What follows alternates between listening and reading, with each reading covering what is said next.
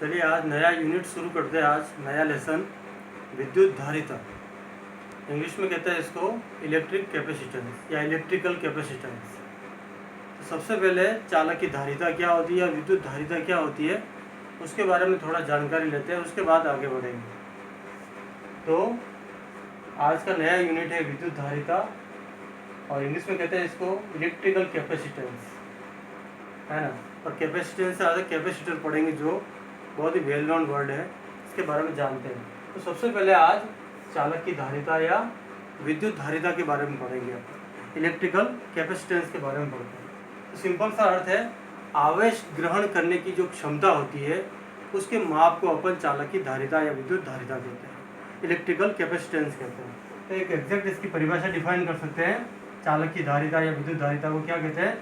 किसी चालक की आवेश ग्रहण करने की क्षमता के माप को चालक की धारिता या विद्युत धारिता कहा जाता है।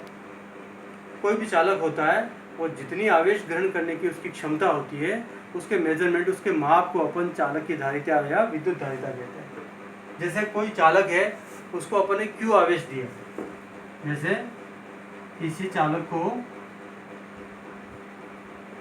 Q आवेश दिया जाता है।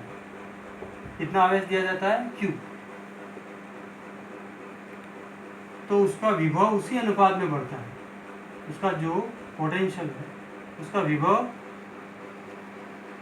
उसी अनुपात में बढ़ता है। तो किसी चालक को Q आवेश दिया है जैसे, तो उसका विभव भी उसी अनुपात में बढ़ेगा। उसी अनुपात का मतलब आवेश किसके समानुपाती होगा? विभव के। यानी Q किसके समानुपाती हो गया? V के। Q कैपिटल लिखो या स्मॉल लिखो, एक ही बात है। Q समानुपाती V, यानी कि आवेश और विभव एक दूसरे के समानुपाती होगा। जितना आवेश देंगे उतना ही विभव बढ़ता जाएगा। समानुपाती हटेगा तो आएगा CV।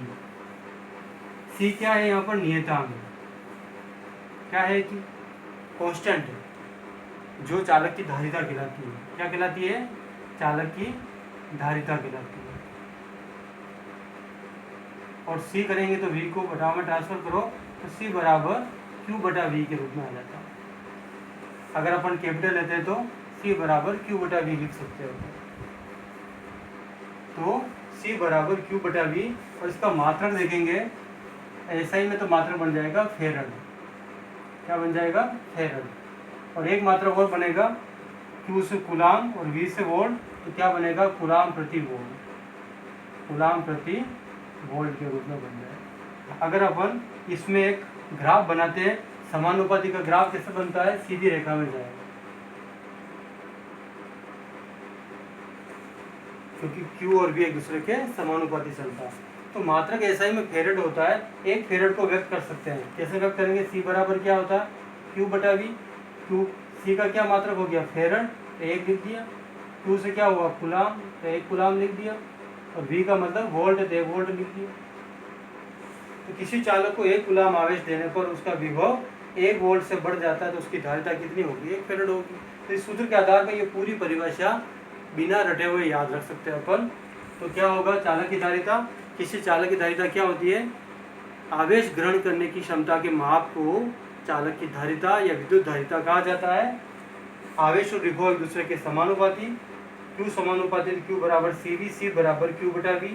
यानी धारिता जो होती है वो आवेश और विभव का अनुपात होती है। मात्रक क्या होता है इसका? फेरड, और दूसरा मात्रक कूलाम प्रति वोल्ट। सीधी रेखा ग्राफ बनेगा समानुपाती। एक फेरड को परिभाषित करने का तरीका है, यहीं से याद करना। किसी चालक को 1 कूलाम आवेश देने पर उसका विभव 1 वोल्ट से बढ़ जाए तो उसकी धारिता कितनी होगी? 1 फेरड होगी। नेक्स्ट पॉइंट लेते हैं अपन, विलगित गोली चालक की धारिता। विद्युत धारिता के बारे में पढ़ा, आवेश ग्रहण करने की क्षमता, और उसका मात्रक पढ़ा अपन ने फेरड, कूलाम प्रति वोल्ट भी, 1 फेरड की परिभाषा। और नेक्स्ट पॉइंट आता है विलगित गोली चालक की धारिता। विलगित का मतलब आइसोलेटेड, एक गोली चालक है उसकी धारिता की गणना करते हैं अपन। तो capacitance of an isolated spherical of conductor.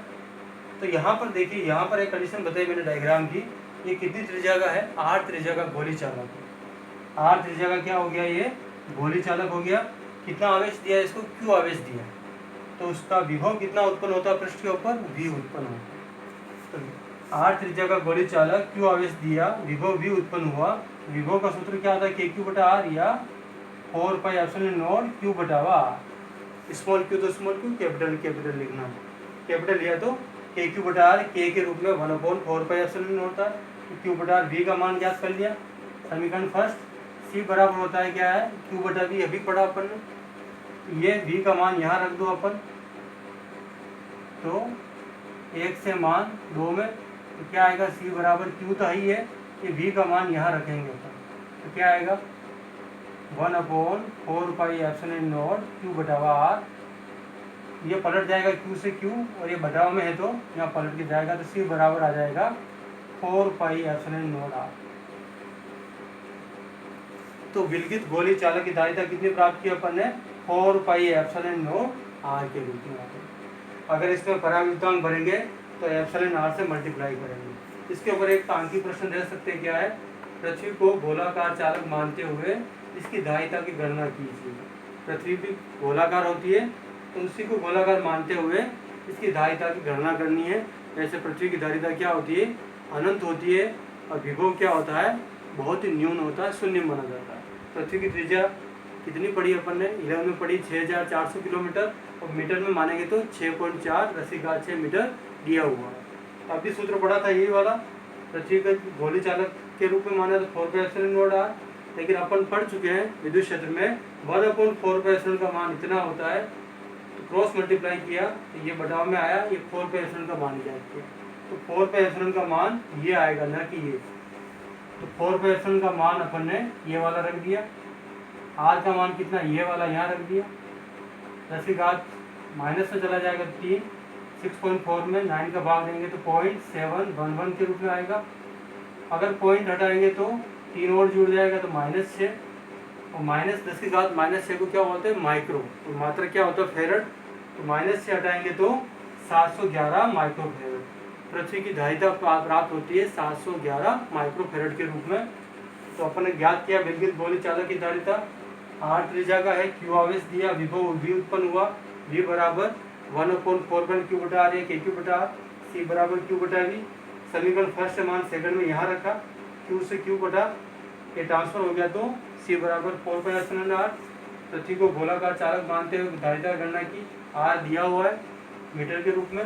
सूत्र ये होता है, ये अपन ने पढ़ा है, लेकिन इसको क्रॉस मल्टीप्लाई करके मान यहाँ रखा, तो 711 माइक्रो फेरड के रूप में प्राप्त होता है।